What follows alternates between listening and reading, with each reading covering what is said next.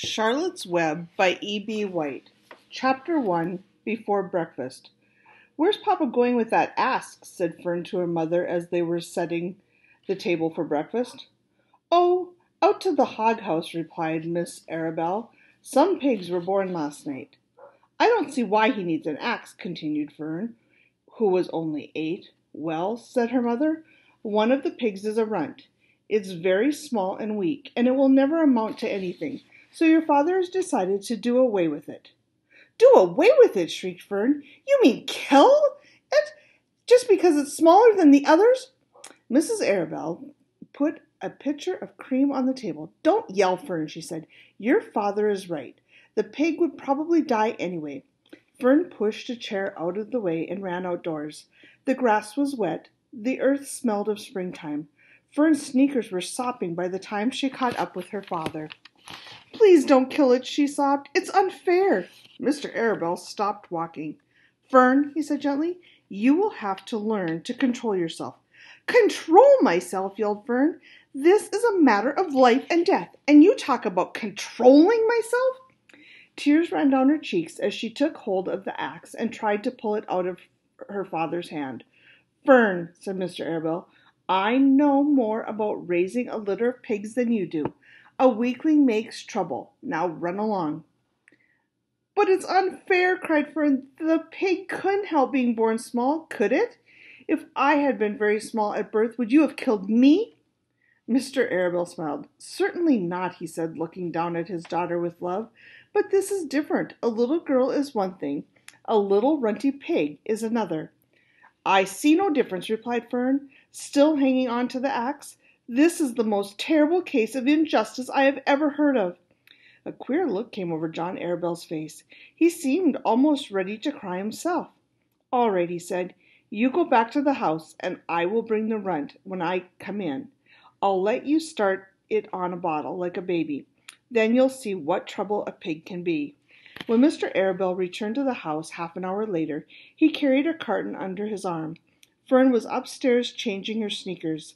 The kitchen table was set for breakfast, and the room smelled of coffee, bacon, damp plaster, and wood smoke from the stove. "Put it on her chair," said Mrs. Arabelle. Mr. Arabelle set the carton down at Fern's place, and then he walked to the sink and washed his hands and dried them on a roller towel. Fern came slowly down the stairs. Her eyes were red from crying.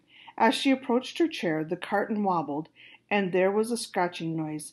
Fern looked at her father. Then she lifted the lid of the carton. There inside, looking at her, was a newborn pig. It was a white one. The morning light shone through its ears, turning them pink. "He's yours," said Mr. Arabelle, "saved from an untimely death, and may the good Lord forgive me for this foolishness." Fern couldn't take her eyes off the tiny pig. "Oh," she whispered, "oh, look at him. He's absolutely perfect." She closed the carton carefully. First she kissed her father, then she kissed her mother, and then she opened the lid again, lifted the pig out, and held it against her cheek. At this moment her brother Avery came into the room. Avery was 10. He was heavily armed, an air rifle in one hand, a wooden dagger in the other. "What's that?" he demanded. "What's Fern got?" "She's got a guest for breakfast," said Mrs. Arabelle. "Wash your hands and face, Avery." "Let's see it," said Avery, setting the gun down. "You call this miserable thing a pig? That's a fine specimen of a pig. It's no bigger than a white rat." "Wash up and eat your breakfast, Avery," said his mother. "The school bus will be along in half an hour." "Can I have a pig too, Pop?" said Avery. "No, I only distribute pigs to early risers," said Mr. Arabelle. "Fern was up at daylight trying to rid the world of injustice. As a result, she now has a pig, and a small one, to be sure, but nevertheless a pig. It just shows what can happen if a person gets out of bed promptly. Let's eat." But Fern couldn't eat until her pig had had a drink of milk. Mrs. Arabelle found the baby's nursing bottle and a rubber nipple. She poured warm milk into the bottle, Nee's bottle fitted with a nipple over the top, and handed it to Fern. "Give him his breakfast," she said. A minute later, Fern was seated on the floor in the corner of the kitchen with her infant between her knees, teaching it to suck from a bottle. The pig, although tiny, had a good appetite and caught on quickly. The school bus honked from the road. "Run!" commanded Mrs. Arabelle, taking the pig from Fern and slipping the donut into her hand. Avery grabbed his gun and another donut. The children ran out on the road and climbed into the bus. Fern took no notice of the others in the bus. She just sat and stared out the window, thinking what a blissful world it was and how lucky she was to have entire charge of a pig. By the time the bus reached school, Fern had named her pet, selecting the most beautiful name she could think of. "Its name is Wilbur," she whispered to herself. She was still thinking about that pig when the teacher said, "Fern, what is the capital of Pennsylvania?" "Wilbur," replied Fern dreamily, and the pupils giggled and Fern blushed. "Give him his breakfast," she said. A minute later, Fern was seated on the floor in the corner of the kitchen with her infant between her knees, teaching it to suck from a bottle. The pig, although tiny, had a good appetite and caught on quickly. The school bus honked from the road. "Run!" commanded Mrs. Arabelle, taking the pig from Fern and slipping the donut into her hand. Avery grabbed his gun and another donut.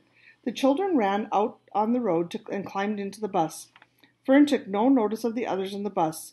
She just sat and stared out the window, thinking what a blissful world it was and how lucky she was to have entire charge of a pig. By the time the bus reached school, Fern had named her pet, selecting the most beautiful name she could think of. "Its name is Wilbur," she whispered to herself. She was still thinking about that pig when the teacher said, "Fern, what is the capital of Pennsylvania?" "Wilbur," replied Fern dreamily, and the pupils giggled and Fern blushed.